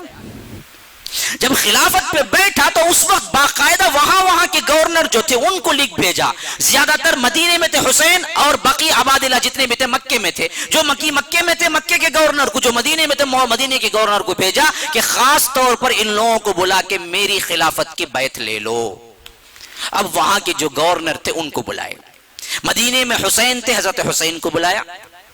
تو حضرت حسین نے کہا کہ ایک رات کا ٹائم دیجئے، میں کل بتاتا ہوں میں سائن کروں گا یا نہیں. اور یہ کیا کہ مدینے سے آئے اور سیدھے کیا کیا، اپنے خاندان کو پیک کیا، مکہ آ گئے، سائن نہیں کیا. حضرت عباس اور حضرت عبداللہ ابن عمر، یعنی ابن عباس اور عمر، یہ دونوں کے بارے میں لوگوں کو اچھی طرح معلوم تھا کہ یہ کبھی سیاست میں نہیں پڑیں گے، اس وجہ سے انہیں زیادہ مجبور بھی نہیں کیا گیا. یہ دو لوگ الگ تھلگ اپنے کام میں مصروف تھے، احادیث پڑھانے میں، اور ان کے بڑے بڑے گروہ تھے. اب باقی بچے پھر دو، حضرت عبداللہ ابن زبیر اور حسین. یہ دونوں اصل میں عبداللہ ابن زبیر مکہ ہی میں تھے، اور اسی اثناء میں حسین رضی اللہ عنہ بھی ٹریول کر کے مکہ آ گئے. تو یہ دونوں مل گئے. جیسے ہی ملے حضرت عبداللہ ابن زبیر نے کہا کہ اگر آپ کو کیا ہے میری خلافت چاہیے، یعنی انہوں نے الگ ڈکلیئر کیا تھا اس وقت میں خلیفہ ہوں تو خلافت چاہیے تو میں آپ کو پہلے دے دیتا ہوں، پریفرنس آپ لے لیجئے. انہوں نے کہا کہ نہیں، تم اگر مکے کے ہو تو مکے کے بنے رہو، مجھے کوئی مسئلہ نہیں، میں تو صرف کیا ہے مدینہ چھوڑ کے یہاں آ گیا ہوں. اب یہ خاموشی سے عبادت میں اپنے آپ کو صرف کرنے لگے، مکے میں رہنے لگے. اب ادھر ہوا کیا کہ یزید جب بنا تو دو سے خطرہ ٹل گیا، عبداللہ ابن عباس، عبداللہ ابن عمر. اس نے سوچا کہ ان سے کوئی کیا ہے پرابلم، خطرہ نہیں ہے حکومت کو، وہ جیسے چاہے رہیں. حضرت حسین کے لیے لکھا خاص طور پر ان کی بیعت لو، تو وہ مدینے سے نکل کے مکہ آ گئے. اور عبداللہ ابن زبیر نے تو باقاعدہ اعلان ہی کر دیا کہ میں یزید کو نہیں مانتا، میں اپنا خلیفہ ہوں مکے کے، اور ان کو سپورٹ بھی بہت سے لوگوں نے کیا. اب ایسی حالت میں کوفے میں بھی ایک کھچڑی پک رہی تھی. وہ کیا پک رہی تھی؟ وہاں یزید کی طرف سے اور اس سے پہلے امیر معاویہ کی طرف سے گورنر تھے نعمان بن بشیر، صحابی رسول. ان کا کیریکٹر بھی لگ بھگ حضرت عثمان کے کیریکٹر جیسا تھا، بہت نرم دل تھے، بہت نرم دل تھے. اب یہ نرمی سے ان بدبختوں نے غلط فائدہ اٹھانا شروع کر لیا، اور ہوا یہ کہ انہوں نے کیا کیا کہ خطوط لکھنا شروع کر دیے حضرت حسین کو کہ آپ کو ہماری بہت ضرورت ہے، آپ آئیے، ہم خلافت آپ کو دے دیں گے، نعمان ابن بشیر کو نکال دیں گے، فلاں کر دیں گے، فلاں کر دیں گے، اتنے لوگ تیار ہیں، اتنے لوگ تیار ہیں. ایک خط آیا، دو خط آیا، تین خط آیا، خطوں کے انبار لگ گئے. تو انہوں نے کہا کہ اچھا جی اتنے لوگ خواہش مند ہیں کہ کیا ہے خلافت تبدیل ہو اور صحیح راہ اختیار کیا جائے. تو حضرت حسین نے کہا کہ اچھا میں آؤں گا، لیکن سب سے پہلے میں اپنے ایک ساتھی کو بھیجوں گا، رشتہ دار کو، مسلم بن عقیل کو. انہوں نے کہا اپنے ہی چچا زاد بھائی، کزن تھے وہ، حضرت عقیل جو بڑے بھائی تھے ان کے بیٹے تھے. تو انہوں نے کہا کہ آپ جائیے کوفہ، دیکھیے جیسے یہ لکھ رہے ہیں ویسا ہی ہے تو میں بھی آ جاؤں گا. تو یہ پہنچے تو وہاں دیکھا کہ ایک ہی دن میں 12,000 لوگوں نے حضرت حسین کی بیعت کی. تو انہوں نے خوش ہو کے لیٹر لکھ دیا کہ میں جس دن پہنچا اسی دن 12,000 لوگ بیعت کر لیے ہیں، معاملہ صاف ہے، آپ آ جائیے خلافت کے لیے. تو انہوں نے کیا کیا، سامان سفر باندھ لیا، سیدھا کوفہ روانہ ہونے کے لیے. لیکن کیا ہوا، حضرت عبداللہ ابن زبیر کو بھی معلوم ہو گیا، اور بعد میں حضرت عبداللہ ابن عباس بھی مدینہ آ گئے تو ان کو بھی معلوم ہو گیا کہ حضرت حسین اپنے پورے مع قافلے کے ساتھ، حتیٰ کہ بیوی بچوں کے ساتھ کوفہ جا رہے ہیں. تو حضرت ابن عباس نے بڑا پیارا کردار ادا کیا اس معاملے میں. انہوں نے کہا، حالانکہ اس وقت وہ چچا کے مقام پہ ہوتے ہیں، پھر بھی اتنا احترام کے ساتھ حضرت حسین کے ہاتھ کو پکڑ کے سمجھایا کہ حسین سمجھیے یہ بدبخت لوگ ہیں کوفی، الکوفی لا یوفی، کبھی اعتبار نہ کرنا. آپ کے بڑے بھائی کو انہوں نے قتل کیا، آپ کے ابا کو بھی انہوں نے قتل کیا، آپ سے بھی ضرور بے وفائی کریں گے، آپ زرگد مت جائیے، ان کے جھانسے میں مت پھنسیے. اگر آپ کو خلافت ہی ہونی ہے تو ہم عبداللہ ابن زبیر سے بات کر کے آپ کو دے دیں گے. اگر میرا بس چلتا تو میں آپ کی سواری کے نیچے گر جاتا. اگر آپ کو مجھے یقین ہوتا کہ آپ میرے لاش کو کھندل کر بھی نہیں جائیں گے تو میں لاش بن جاتا، لیکن مجھے یقین ہے کہ آپ جا کے ہی رہیں گے. تو حضرت حسین نے کہا کہ تم نے بڑا اچھا کردار ادا کیا، تم نے میری کیا ہے اتنی مخلص حیثیت سے میری پرواہ کی، لیکن میں ایک بار جو ٹھان لیتا ہوں وہ کرتا ہوں کہ میں نے ٹھان لیا ہے، میں کوفہ جانا ہے، مجھے جانا ہے، مجھے چھوڑ دو. بس انہوں نے کیا آنسوؤں سے رخصت کیا ہے حضرت حسین کو. اور دوسرے بار انہوں نے کہا کہ حسین سے کہ اگر آپ میری بات نہیں مانتے، کوفہ نہیں جانا چاہتے ہیں، کوئی مسئلہ نہیں، اللہ کے لیے بچوں کو، بیوی بچوں کو مت لے جائیے، یہ سب بے ذبح مارے جائیں گے، پہلے آپ اکیلے جائیے، خلافت اسٹیبلش اچھی ہو گئی تو پھر بعد میں بلا لیجئے بیوی بچوں کو، کوئی مسئلہ نہیں، لیکن اللہ کے لیے بیوی بچوں کو مت لے جائیے۔ حضرت حسین نے یہ بات بھی نہیں مانی، کہا کہ میں سفر کی نیت کر چکا ہوں، میں جا رہا ہوں۔ تو یہاں سے یہ نکل گئے۔ وہاں ہوا کیا؟ بھائی یہ کیا کرنا ہے بھائی،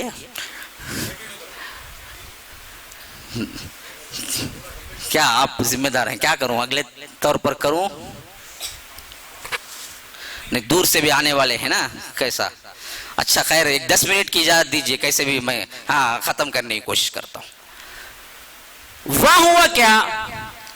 نعمان بن بشیر جو صحابی رسول گورنر تھے، ان کے اسسٹنٹ جو تھے وہ دیکھ رہے تھے ان کی نرمی سے کوفی غلط فائدہ اٹھا رہے ہیں، اور حضرت حسین اور حضرت مسلم بن عقیل کو بھی بلا لیے ہیں۔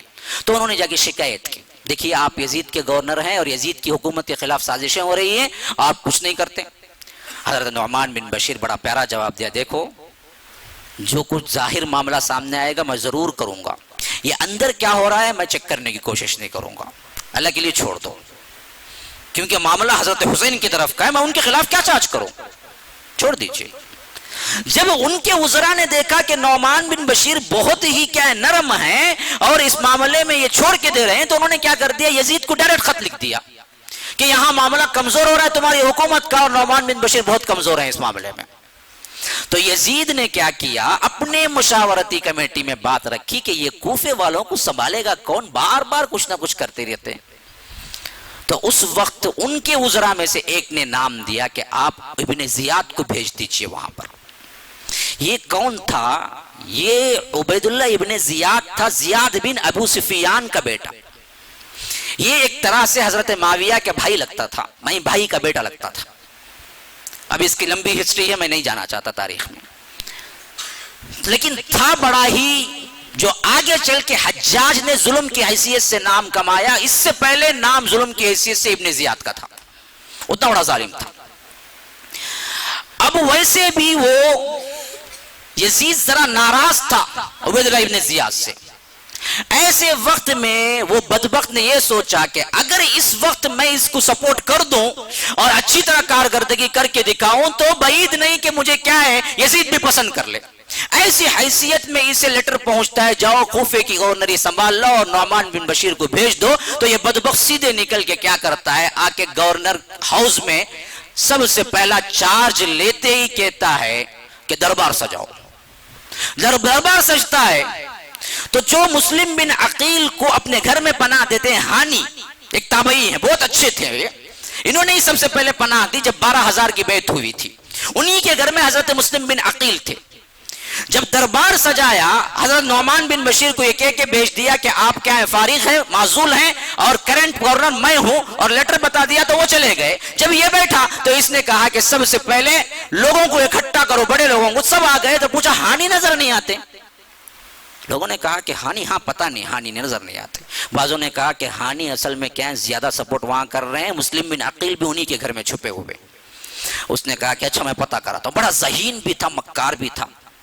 تو اس نے یوں کیا کہ 1,000 درہم کی تھیلی اپنے ایک بندے کو دے کے کہا کہ جاؤ ہانی کے پاس اور کہو کہ حسین نے خفیہ طور پر مسلم بن عقیل کے کھانے پینے کے لیے 1,000 درہم بھیجے ہیں، مجھے ذرا مسلم بن عقیل سے ملا دو، میں ان کے پاس پہنچانا چاہتا ہوں اور دیکھ لو کہاں ہیں وہ۔ اب یہ بھیس بدل کے گیا بندہ اور کہا ہانی سے مل کے کیا مسلم بن عقیل ہیں؟ کہا کہ مجھے پتا نہیں کون مسلم بن عقیل کیا ہے، وہ تو چھپائے ہوئے تھے انہیں۔ تو اس نے کہا کہ دیکھو ڈرنے کی ضرورت نہیں، میں بھی تمہارا ہی آدمی ہوں، حسین نے مجھے بھیجا ہے، 1,000 درہم کی تھیلی بتائے، کہا کہ یہ مجھے پہنچانا ہے مسلم بن عقیل کے پاس۔ تو وہ چکمے میں آ گئے، انہوں نے کہا کہ ہاں تو میرے گھر میں ہے، آؤ، لے جا کے بتلا دیا۔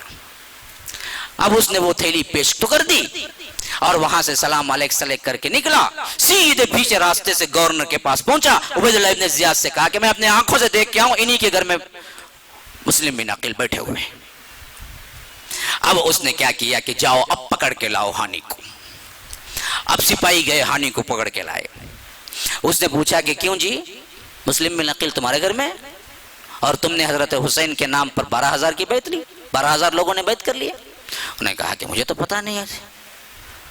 تو وہ آدمی کو بلایا جس نے تھیلا دیا، جا کے بلا کے کہا کہ دربار میں ہانی سے کہا کہ اس کو پہچانتے ہو؟ اب دیکھا تو یہ دربار میں یہاں کھڑا ہوا ہے بدبخت جو جھوٹ بولا تھا کہ حسین کی طرف سے آیا. وہ تو غلاٹے میں آ گئے، چکمے میں آ گیا.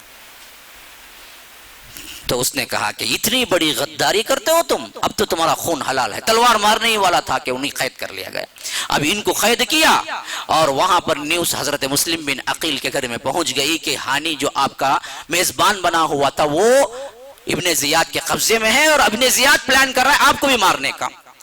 اب ان کو جوش تھا، پورا اعتماد تھا. پہلے دن 12,000 لوگوں نے بیعت کی تو اب تک 40,000 لوگ بیعت کر چکے تھے کوفے میں. تو انہوں نے کہا کہ چلو جی کیا ہوا، یہ مٹھی بھر جماعت ہے. وہ باہر نکلے، اعلان کیا کہ ابن زیاد ہمارے خلاف کیا کارروائی کر رہا ہے، ہمارے جتنے بھی ساتھی ہیں آ جاؤ. تو فوری طور پر 40,000 کا مجمع اکٹھا ہو گیا. اب یہ بڑے فخر کے ساتھ گورنر ہاؤس کی طرف پلٹے ابن زیاد سے مقابلہ کرنے کے لیے کہ ابن زیاد نے وہاں بھی بڑی چالاکی. یہ ہے کوفہ بد عہد لوگ. اس نے بالا خانے پہ چڑھا اوپر اور کہا کہ لوگوں یاد رکھو میں نعمان بن بشیر نہیں ہوں، تمہارے ساتھ کیا ہے اچھا سلوک کرو. میں زیاد کا بیٹا ہوں اور تم جانتے ہو زیاد کا بیٹا کیسا ہے. اور یاد رکھو جو لوگ اپنی بیویوں کو بیوہ بنانا چاہتے ہیں اور اپنے بچوں کو یتیم بنانا چاہتے ہیں وہ دراصل کیا ہے، مسلم بن عقیل کا ساتھ دیں. بقیہ جن کو اپنی زندگی پیاری ہے میں ان کو کچھ نہیں کہوں گا، ساتھ چھوڑ کے چلے جائیں. بس یہ کہنا تھا کہ تقریباً 35,000 لوگ چھوڑ کے چلے گئے. اب یہ 5,000 کے ساتھ رہ گئے، 5,000 کے ساتھ رہ گئے. پھر بھی ہمت نہیں آ رہی. مسلم بن عقیل نے وہ 5,000 کو لے کے جب گلی پہ پہنچے وہاں سے دوسرا اعلان یہ کیا کہ دیکھو پھر ایک موقع دے رہا ہوں، اگر اس موقع سے فائدہ نہیں اٹھایا تو پھر کسی کیا میں گردن اگر ماروں تو میں حق بجانب ہوں گا. تم کوئی کیا نہیں کرنا، میرے پاس آہوزاری نہیں کرنا اور اپنے ساتھی کا حشر دیکھ لو. یہ کہہ کے کیا کیا کہ ہانی سے کہا، ہانی کو اپنے سپاہیوں سے کہا ہانی کو لے جاؤ اوپر کی ماڑی سے نیچے گراؤ تاکہ دیکھ لیں کہ سپورٹ کرنے والے کا انجام کیا ہوتا ہے. جب یہ ہوا 500 ساتھی رہ گئے، 4.5 چھوڑ کے چلے گئے. اب 500 ساتھیوں کے ساتھ کیا تھے، مسلم بن عقیل تھے. تبھی بھی ہمت نہیں آ رہی، تبھی بھی گورنر ہاؤس تک پہنچے. تو اس نے کہا کہ دیکھو اب تو میں انگلیوں پہ گن سکتا ہوں تم کون کون لوگ ہو. اگر اب بھی اس وقت نہ چھوڑے میں تم کو نہیں تمہارے خاندانوں کو نیست و نابود کر کے چھوڑ دوں گا، تمہارے گھروں کو کیا ہے تباہ کر کے چھوڑ دوں گا، تمہاری ایک اینٹ باقی نہیں رہے گی. 450 نے چھوڑ کے چلے گئے، 50 کھڑے ہوئے تھے. اب 50 میں سے مسلم بن عقیل کو گرفتار کرنا کیا معمولی، کیا اسے غیر معمولی بات تھی. نیچے اترا، سپاہیوں کو حکم دیا، قید کر لیے گئے. پھر اس کے بعد اور ڈرانے دھمکانے کے لیے مسلم بن عقیل کو بھی وہی مارا اور ویسے ہی بالا خانے کے سب سے اوپر لے گیا، وہیں سے ان کی لاش کو نیچے گرایا. اب یہ کردار دیکھ کے سب چپ بھول ہی گئے کہ حضرت حسین تھے کون اصل میں. بدبختوں نے یہ معاملہ یہاں ہو رہا تھا، یہ معاملہ مکے میں حضرت حسین پوری تیاری کے ساتھ نکل پڑے تھے. ان کو معلوم ہی نہیں تھا کہ مسلم بن عقیل کے ساتھ کیا ہوا. ان کو اتنا ہی پتا تھا کہ ایک دن میں 12,000 لوگ بیعت کر لیے، اتنا ہی پتا تھا انہیں. اب یہ راستہ کوفے کی طرف جا رہے ہیں اور کوفے سے یہ سب دیکھتا ہوا ایک دوسرا آ رہا ہے مسافر. یہ کربلا سے تھوڑی دیر کی فاصلہ تھا کہ وہاں پر دونوں کا ملاقات ہوئی. حضرت حسین نے پوچھا کہاں سے آ رہے؟ کوفے سے. کہا کہ کیا حالات ہیں وہاں پر؟ ایسے ہی پوچھا. انہوں نے کہا حالات بہت برے ہیں. پوچھا کہ کیا؟ وہ تو 12,000 لوگ جو بیعت، نہیں وہاں تو مسلم بن عقیل کو بھی مار دیا گیا. اب یہ سننا تھا کہ حضرت حسین نے کیا ہے بڑے غور و خوض کے لیے وہیں رکوا دیا اپنے پورے قافلے کو. حالات پورے چینج ہو چکے تھے. اب انہوں نے اپنے خاندان، اب کوئی ایک فوجی بھی نہیں تھا اس میں. یہ ہے مظلومیت کی انتہا. یہ پوائنٹ کی بات ہے واقعتاً بھی. یہ پورا خاندان عورتوں اور بچوں پر مشتمل تھا. 80 افراد تھے، پورے بیٹے تھے یا پوتے تھے حضرت حسین کے اور حضرت حسن کے. پورا خانوادہ نبوت تھا گویا کہ.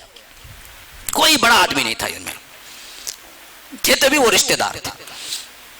ان سب کو جمع کر کے حضرت حسین نے کہا کہ جو سوچ کے ہم نکلے تھے وہ تو الٹا بالکل الٹ ہو گیا. اب ہمیں بہتر یہی لگتا ہے کہ ہم واپس مکہ چلے جائیں. لیکن ایک قوم کا اپنا ایک سلوک ہوتا ہے، اپنا ایک رنگ ہوتا ہے، وہ کبھی کبھی غالب آ جاتا ہے. ویسا ہی عربی قوم کا اپنا ایک جذبہ ہوتا ہے کہ جسے کوئی مار دے تو ان سے بدلہ لینا، یہ قوم عربیت کا ایک اندر سے پیدا شدہ جذبہ تھا. تو مسلم بن عقیل کے گھر والوں نے اٹھ کے کہا کہ حسین، ہمارا مسلم بن عقیل مارا گیا اور ہم ٹھنڈے پیٹوں واپس چلے جائیں؟ یہ کیسے ہو سکتا ہے؟ آپ ہونا تو جائیں واپس، ہم نہیں جائیں گے، ہم بدلہ لے کے رہیں گے جا کے کوفہ. اب ان کے ہاتھوں گویا کہ حضرت حسین ایموشنل بلیک میلنگ، جذبے میں گویا کہ ہار گئے. حضرت حسین نے کہا کہ میں تم کو اکیلا چھوڑ کے نہیں جاؤں گا، اگر تم جانا ہی چاہتے ہو تو میں بھی چلوں گا ساتھ میں، چلو دیکھتے ہیں اللہ جو فیصلہ کرتا ہے وہ آگے بڑھنے لگے. جیسے یہاں اس نے مسلم بن عقیل کو قتل کیا اور نیچے گرایا، اس کو نیوز پہنچ چکی تھی کہ وہاں سے حسین نکل چکے ہیں، یہ 12,000 کی بیعت پر. تو اس نے پہلے 1,000 کا لشکر دے کے بھیجا کہ جاؤ ان کو کہو یا تو واپس پلٹ جاؤ یا تو یہاں آ جاؤ بیعت کے لیے، اور ان کو کبھی نہ چھوڑنا اکیلے. صرف اتنا حکم دے کے عبداللہ ابن زیاد کو 1000 کے لشکر کو بھیج دیا. وہ آئے، حضرت حسین سے ریکویسٹ کی آپ چلے جائیں. تو چلے جانے کا مسئلہ نہیں تھا، کیونکہ سب لوگ حضرت مسلم بن عقیل کا قصاص لینا چاہتے تھے. وہ آگے بڑھنے لگے تو انہیں نے حکم کے مطابق حضرت حسین کو نہیں چھوڑا، پیچھے پیچھے چلتے رہے. نماز کا وقت ہوتا تو دونوں لشکر مل کے نماز پڑھتے تھے. نماز کا لشکر نماز ہوتی تو حضرت حسین کی امامت میں دونوں مل کے نماز پڑھتے تھے. لیکن جب اور آگے آئے یہ بدبخت عبید اللہ ابن زیاد نے اب جن کو شخصیت کو چنا وہ تھے سعد ابن ابی وقاص، عشرہ مبشرہ کے صحابی. ان کے بیٹے عمر کو ان کو 4,000 کا لشکر دے کے بھیجا کہ اب جاؤ کہو کہ تم کو 3 ہی آپشن ہے اور اس معاملے میں سختی بھی کرو اور ان کے ساتھ رہو، چھوڑو مت. اب وہ 1000 کا لشکر تو چلا گیا اور یہاں آ گیا 4,000 کا لشکر. اور کمانڈنگ کون کر رہے تھے؟ بھائی فون آ رہا ہے دیکھیے کسی کا. کون کر رہے تھے؟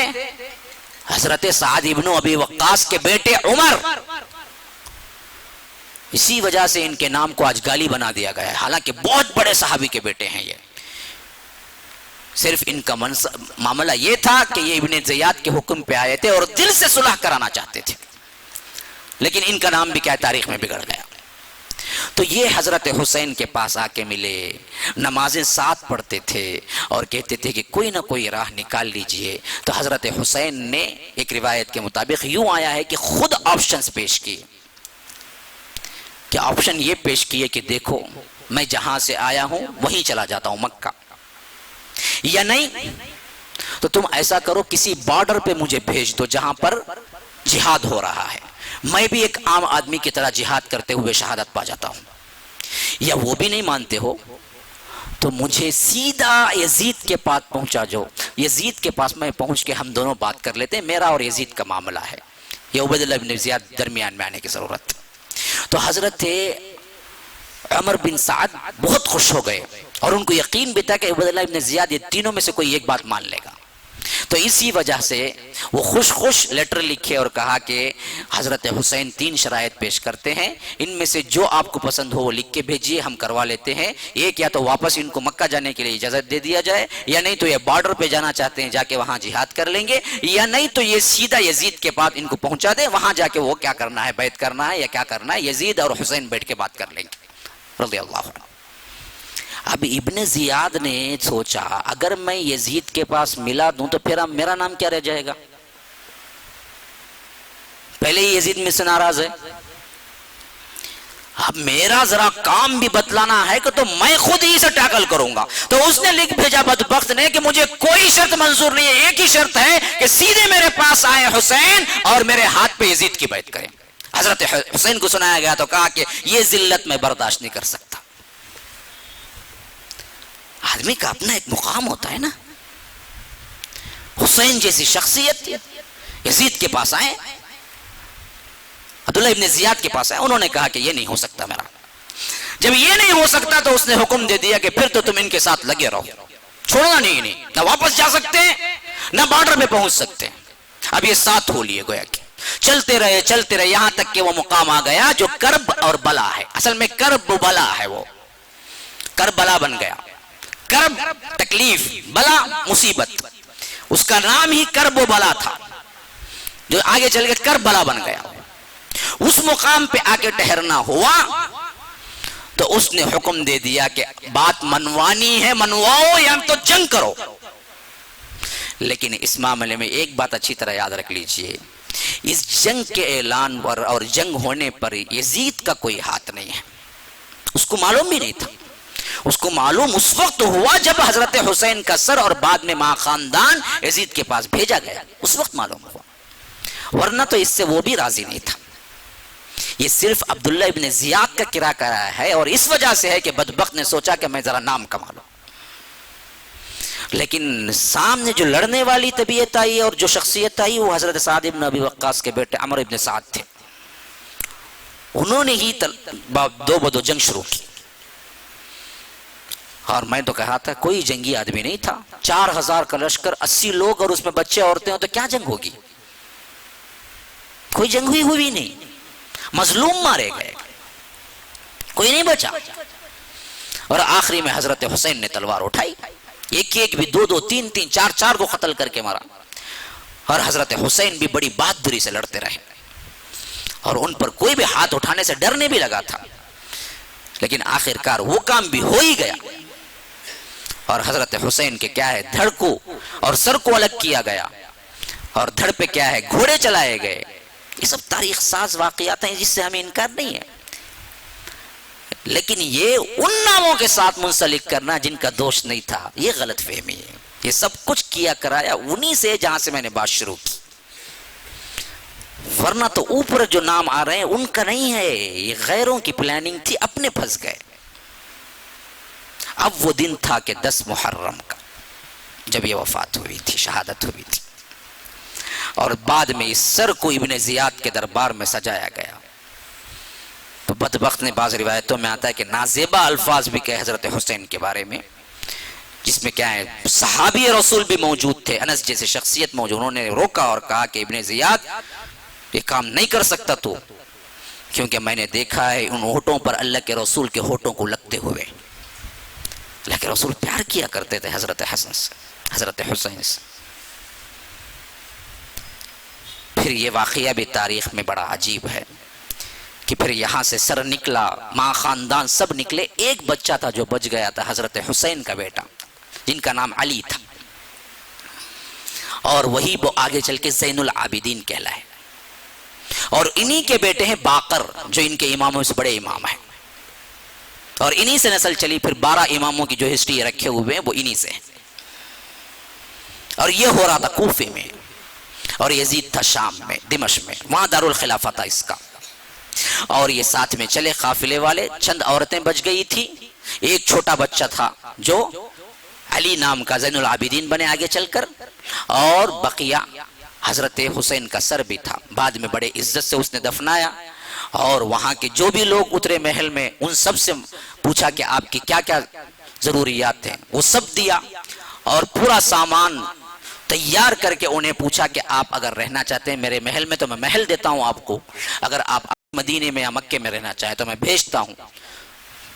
تو وہاں جو بھی تھے ان میں خاص کر حضرت زینب کا نام آیا ہے کہ انہوں نے کہا کہ نہیں، ہمیں مکہ ہی بھیج دیجئے، مدینہ ہی بھیج دیجئے، تو اس نے کیا پورے عزت و اکرام کے ساتھ بھیجا۔ پھر اس کے بعد بھی ہمیشہ ان کے لیے سالانہ اخراجات بھی بھیجا کرتا تھا جب تک تھا، اور کہا بھی کرتا تھا اللہ ابن زیاد کو غارت کرے، اس نے میرے سے مشورہ کیے بغیر یہ کام کر ڈالا۔ یزید سپورٹ نہیں کیا تھا، لیکن ایک بات ایسی ہے جو دل میں کھٹکتی ہے، باوجود اس کے ماتحت رہنے کے یزید نے اس پر کاروائی نہیں کی تھی۔ یہ ایک بات ہے جو دل میں کھٹکتی ہے، لیکن اس کا اتنا بڑا جرم نہیں کہ ہم اسے کافر ثابت کرنے میں لگ جائیں اور کہ لعنت اللہ علیہ بنا دیں۔ اس میں زیادہ وہ نہیں ہے، گیم کھیلنے والے کوئی دوسرے ہیں جنہوں نے گیم کھیلا ہے، نام اوپر کے جو ہیں وہ بالکل دوسرے ہیں۔ تو پھر اس کے بعد کیا ہے، اللہ نے جیسا کرنا ویسا بھرنا، یہ دنیا ہے جہاں لین دین ہوتا ہی ہے، ثواب تو آخرت کا. تو اتنا سب کچھ کر کے یزید بھی کوئی لمبی عمر پا نہ سکا، نہ لمبی خلافت کی. 3 سال بس، اس کے بعد 60 پر 4 میں مر گیا. پوری خلافت تھی اس کی 4 ہی سال تھی. 60 پر 1 میں کربلا ہوا، 2 میں رہا، 3 رہا، 4 میں مر گیا. اور کل مدت جو پائی 30 پر 7 سال بھی نہیں ہے اس کی.